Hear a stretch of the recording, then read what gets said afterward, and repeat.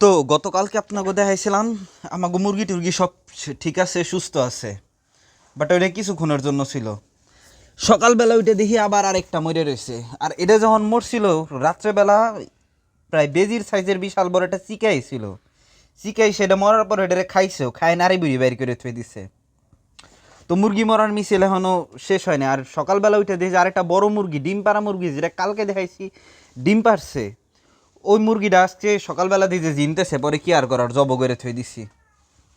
এখন এটারও তো আমাকে বাকি সব কটা কুড়ে এই জায়গায় নিয়ে রোদে দিছি। এই জায়গায় রোদ কো আমার মা কোনে থুয়ে দিছে, রোদ টোদ নাই এই জায়গায় থুয়ে দিছে। আর এদের সাথে যে মুরগিটা দেখাইছিলাম বড় ডিম পারে, ওটা রাত্রেবেলাও মনে ডিম পারছে, রাত্রেবেলাটা চুকলা সারা ডিম পারছে।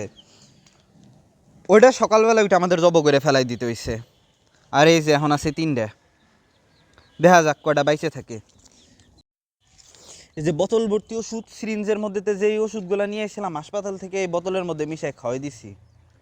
বাট আমার মনে হয় কোনো কাজই হয় না। এই হাসপাতালতে যেসব ওষুধ টষুধ আনি বালসাল কিচ্ছু কাজে লাগে না। দেখছেন একদম পুরা সুস্থ, পুরা সুস্থ। হঠাৎ করে কি জানি হয় জানি না, মরে পড়ে থাকে। আর এই কুরহের বাল একটা জিনিস দেখলো আমার মেজাজ খারাপ লাগে, মুরগিরে বারবার ভ্যাকসিন দিতে হয়। ভ্যাকসিন ছাড়াই সব বালসাল পালাই যায় না। আর আজকে সুন্দর প্রপার রোদ উঠছে, এতদিন ধরে এই রোদটারই অপেক্ষা করতেছিলাম।